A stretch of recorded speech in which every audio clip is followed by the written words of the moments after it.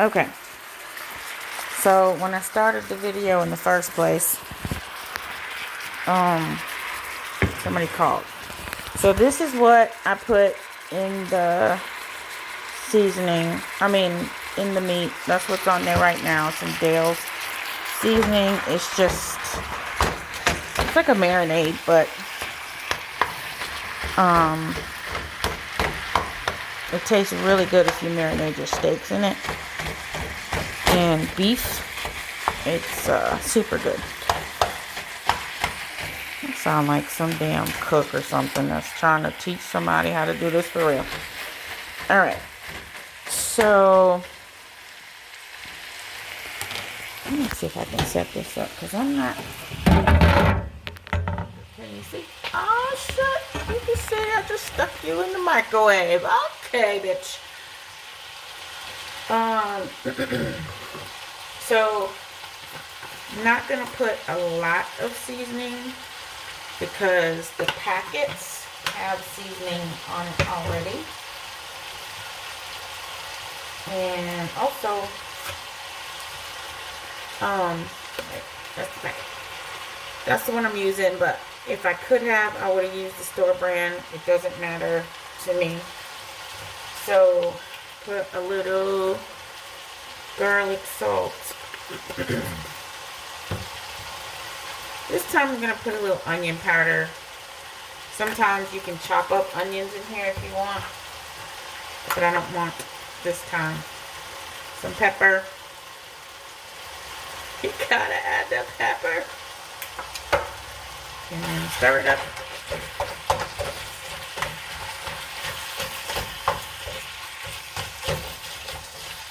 And do like your mom. It smells delightful. And I don't look cute in the video right now, so I'm not gonna go that far. You know what's crazy? I think my phone is dying. Hold on, let me go get my charger. I'm gonna let that charge.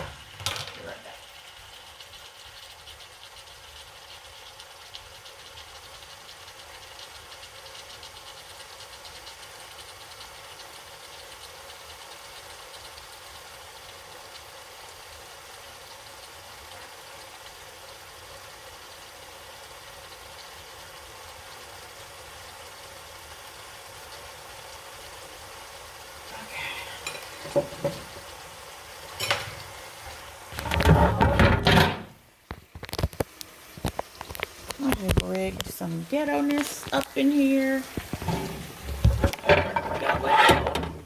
Hold on. There we go. Okay.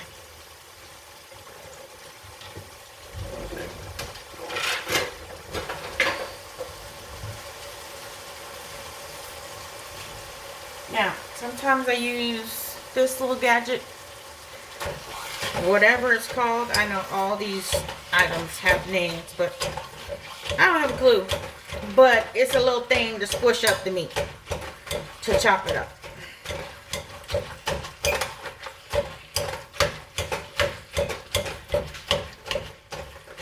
Oh, and the type of meat I'm using is ground chuck. Hold on. Let's see. It is there. The ground chuck. I like it better because it doesn't have a lot of fat in it, and it doesn't taste like there's chewy pieces. I just like the taste of it better. Better than just regular ground beef. And depending on where you get it from, like Walmart has the, grocery store here or whatever. I don't know if you go to your markets, but Walmart has a bad blend of meat. I don't know what's wrong with their meat, but the ground chuck still doesn't taste as good as like where I get it from the other stores. So, in any case,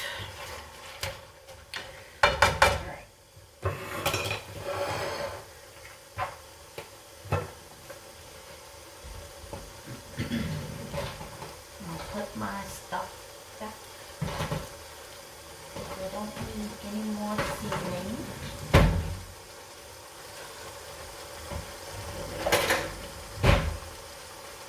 So I'm gonna go ahead and put some of the Rotel tomatoes in it. I know I've told you to use this before if you wanted to.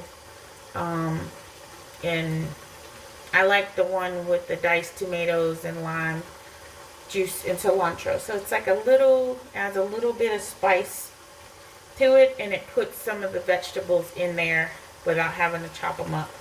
So that's what I use for that.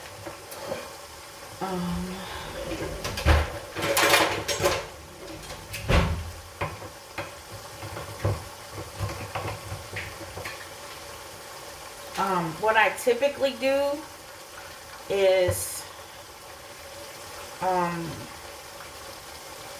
cook the meat first, and then I'll put the tomato, this stuff in it.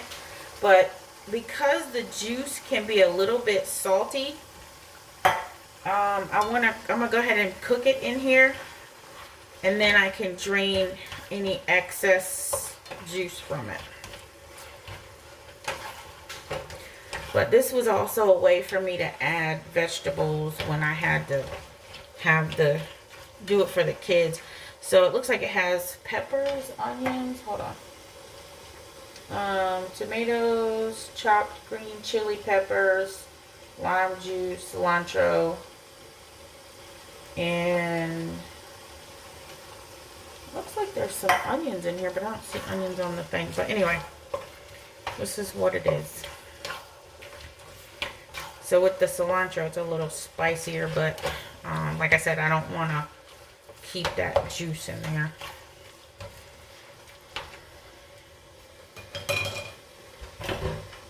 I put that cilantro, the Rotel, I put that also in my chili.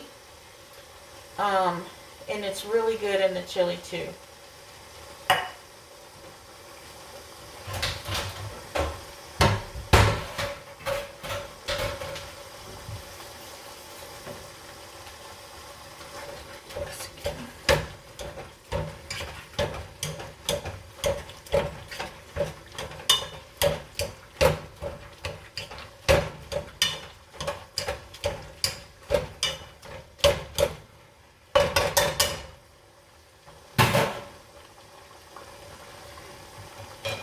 I have my heat on 8 because as long as you're watching it, you can make ground beef if you're doing it like this. As long as you're watching it, you can keep it on kind of high, just 8 or 9. You probably know that part. But.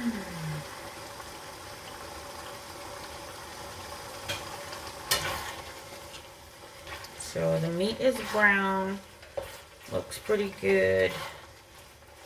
I'm gonna go ahead and drain it.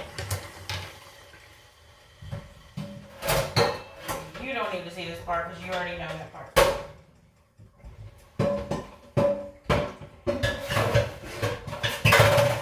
I also wash my pan out because I don't like the oil that sits in the bottom of the pan to be there at all. That's just me. You can't just throw it back in there.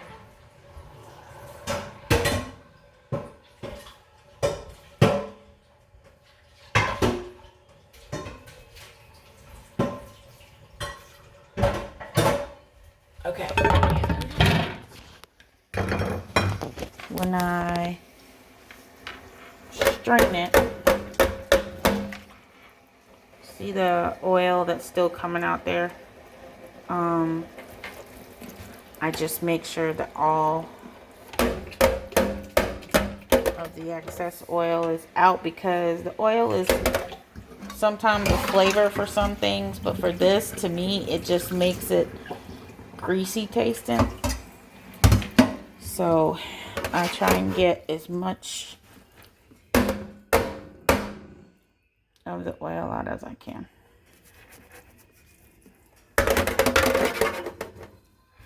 Okay, so let me put you back up here. All right, now.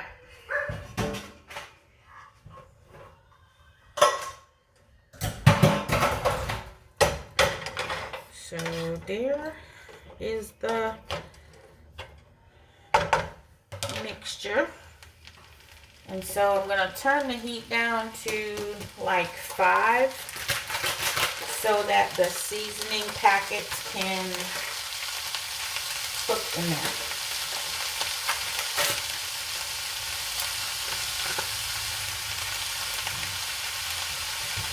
So because of how much meat I have, I'd rather have two packs of the taco seasoning. Now, when I'm adding water, I told you to use the packets to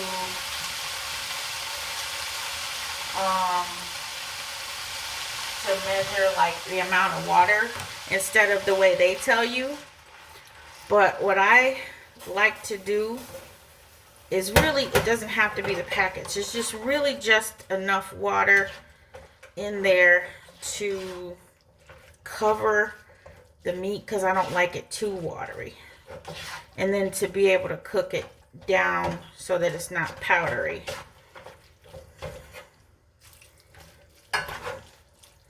So I probably put about 4, maybe 4 to 6 ounces in there just now. About that.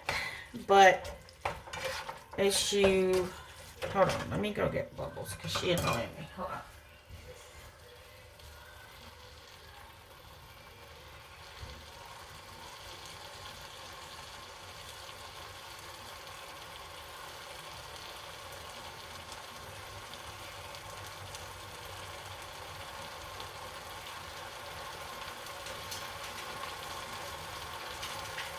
Okay. Now, I don't fool with dogs and food. No, no.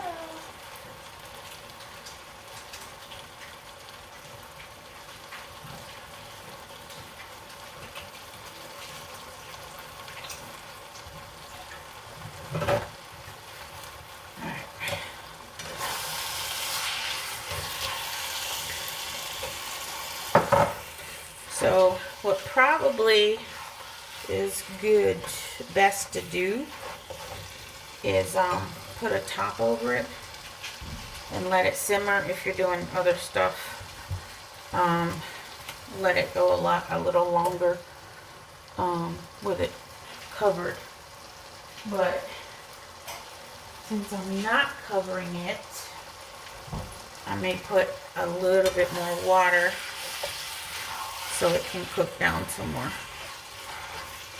But I like it like this, to where it's coated but not runny and making the tacos wet. So, and also sometimes the water will steal some of the seasoning. But that's just, like I said, I think the taco seasoning packet tells you to put a lot more water and then cook it down. But I just do it as I, as I see that I like it. And this is the way that I like it.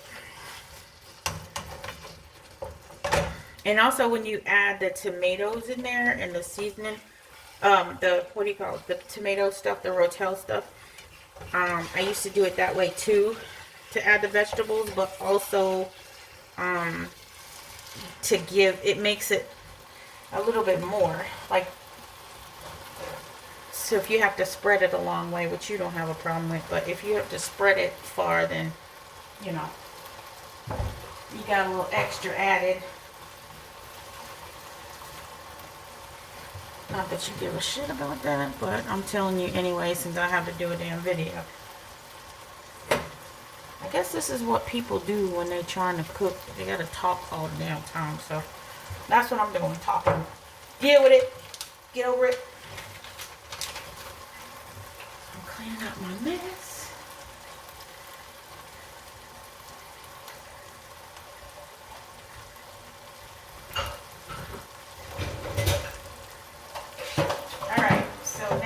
see that part. I don't think I really have the video anymore. Now you get that part. But what I am going to show you, if I think you said you like soft tacos, but if you ever do hard shell tacos, I'm going to show you what I do to make this work.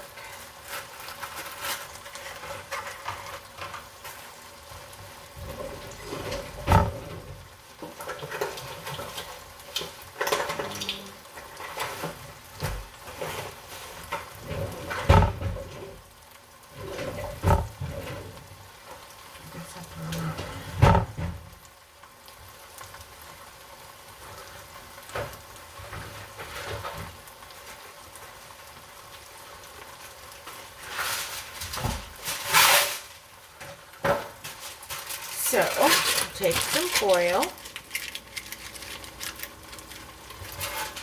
and I put it in between the taco so that the taco won't close.